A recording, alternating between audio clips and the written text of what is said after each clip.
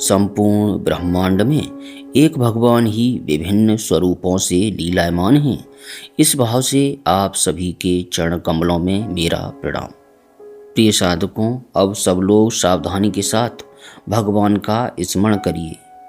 मन ही मन ऐसा विश्वास करिए कि हमारे समीप में श्याम सुंदर भगवान विराजमान हैं। 9 व्यक्ति अपनी अपनी स्थिति के अनुसार कल्पना करें। 9 व्यक्ति तो हम बैठे हुए हैं, 10वें भगवान हैं।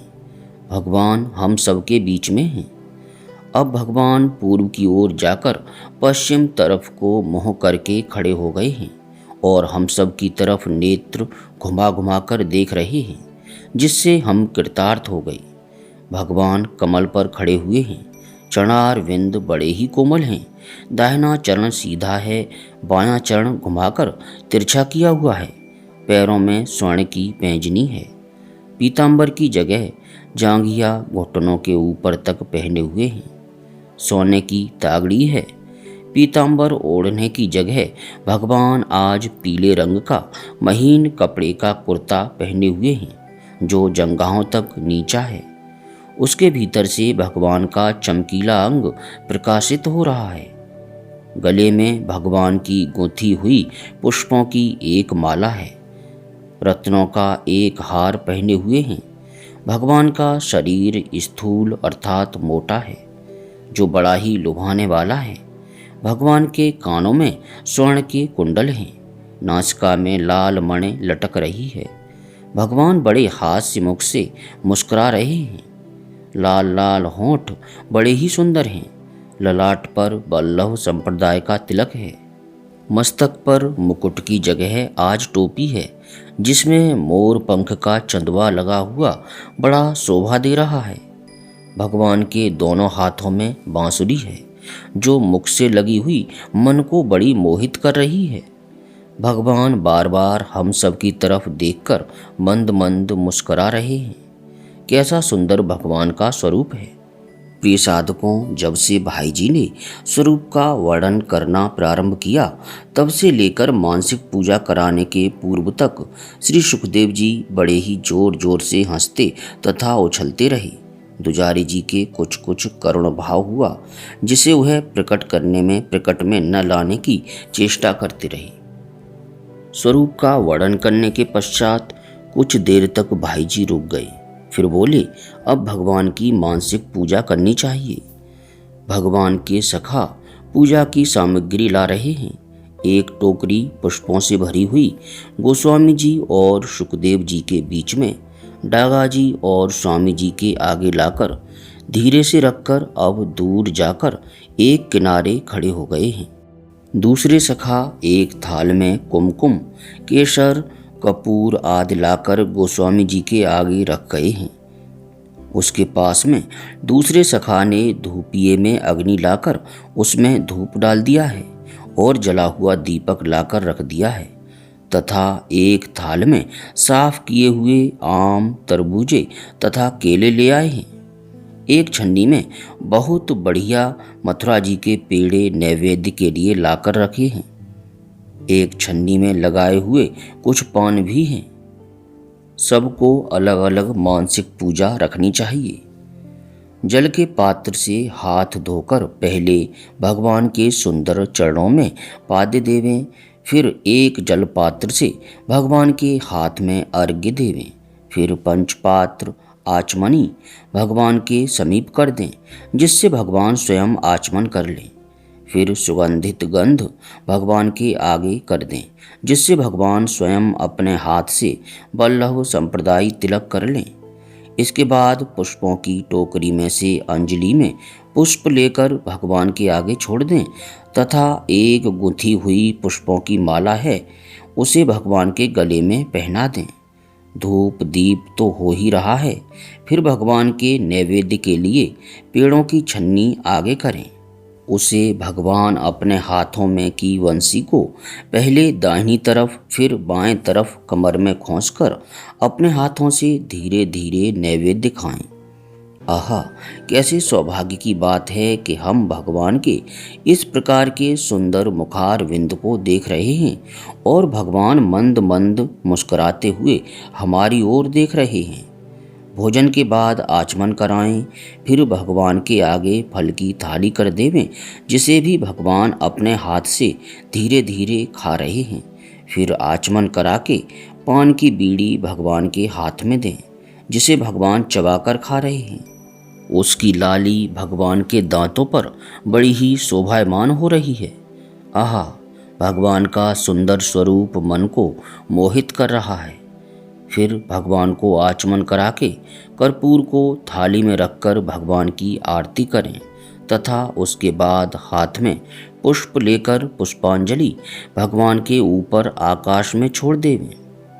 त्वमेव माता च पिता त्वमेव, इस मंत्र को बोलकर फिर भगवान की स्तुति करें कि हे श्याम सुंदर, ब्रह्मा विष्णु महेश आदि जो कुछ हैं सो सब तुम ही हो इत्यादि कहकर फिर बोलें, आज भगवान की कैसी अद्भुत मूर्ति है, हमेशा से आज विलक्षण है।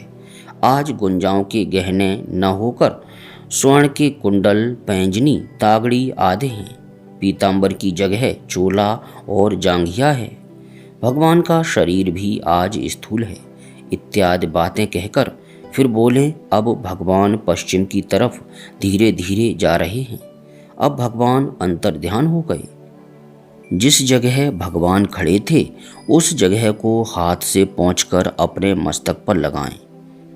प्रिय साधकों, श्रद्धेय भाई जी कहते हैं कि इन 5 बातों का स्मरण रखें। पहली, भगवत दर्शन का ही केवल मनोरथ रहे और कोई संकल्प ही न रहे। दूसरी, उसके लिए अंतर के आर्त भाव से पुकार हो। तीसरी, भगवान की कृपा पर दृढ़ विश्वास हो और उसी का अवलंबन हो। चौथी, भगवान आ रहे हैं यह जानकर उनके नूपुर ध्वनि, चरणों की आहट, बंसी ध्वनि, दिव्य गंध और प्रकाश का अनुभव करें। पांचवी, मन में यह निश्चय रखें कि हमारा काम जरूर हो जाएगा। इन 5 बातों के लिए जोर देकर भाई जी बोले कि अपने यहाँ 6 आदमी या जो भी हों उन सब का एक ही मन होकर केवल एक अभिलाषा रह जाएगी तो भगवान प्रकट होकर दर्शन दे सकते हैं। फिर स्तुति पूर्वक ध्यान प्रारंभ कराया। सबसे पहले भाई जी ने बड़े ही आर्त शब्दों में भगवान से प्रार्थना की। आइए हम सब भी करें कि हे नाथ, हे दीन बंधु, पहले तो यह कृपा होनी चाहिए कि हमारे अंदर केवल आपको प्राप्त करने का ही एक मनोरथ रहे और आपको प्राप्त करने की हृदय में जलन पैदा हो। आपके दर्शन बिना हमसे रहा न जाए इत्यादि बहुत से करुणापूर्ण भाव से प्रार्थना की।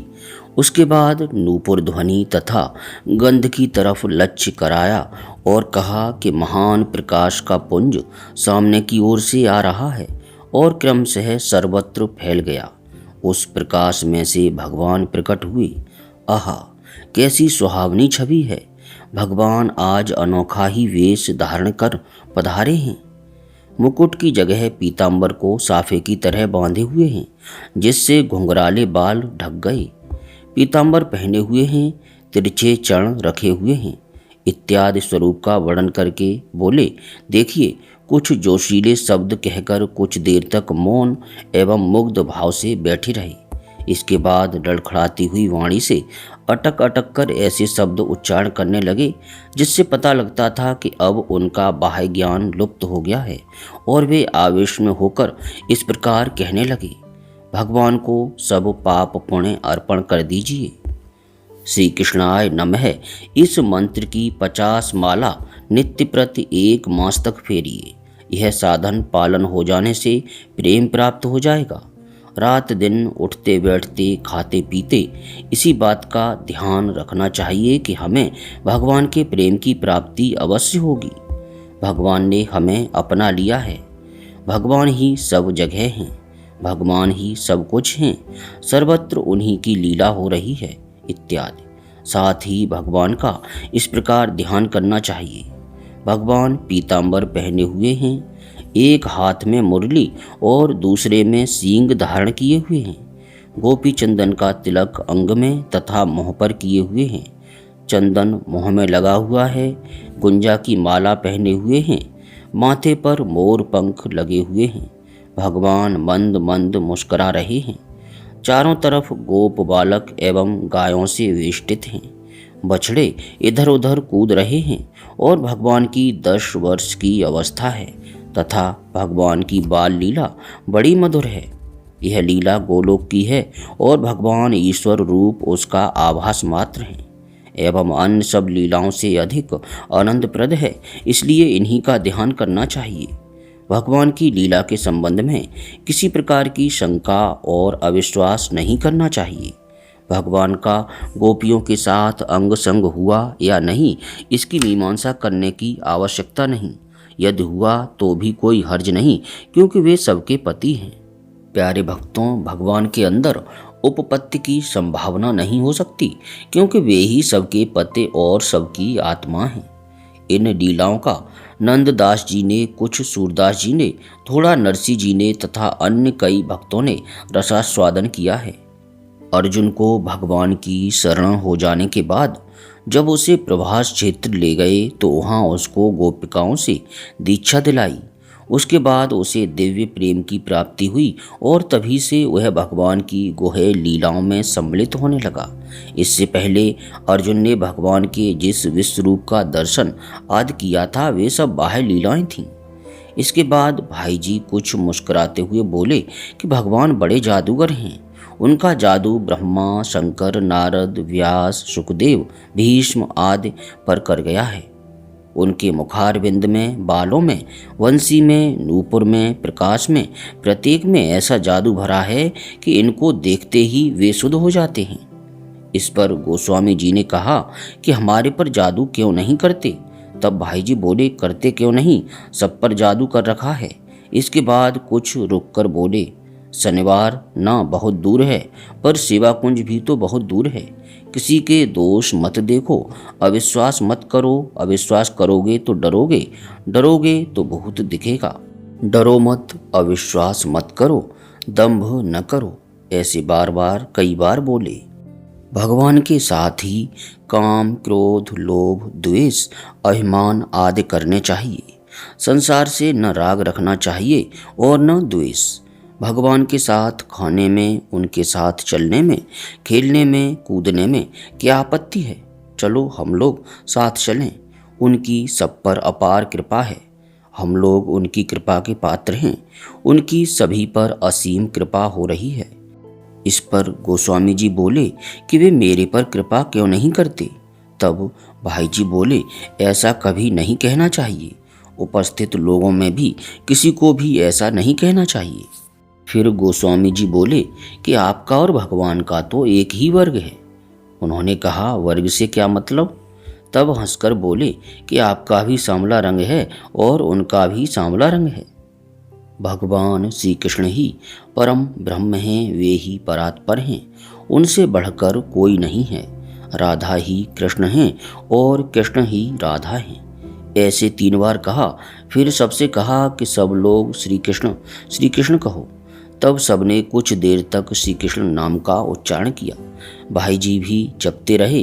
फिर बोले, देखो श्री कृष्ण आ गए, श्री कृष्ण आ गए। श्री कृष्ण जी को रात को 9 बजे देखा। इत्यादि बहुत सी बातें अचेतन अवस्था में करीब 1 घंटे के लगभग करते रहे। इसके बाद उनका शरीर बाह्य ज्ञान शून्य होने से लुढ़कने लगा। प्रिय साधकों, भाई जी की इस दिव्य अवस्था को, इस भाव अवस्था को कोटि कोटि नमन।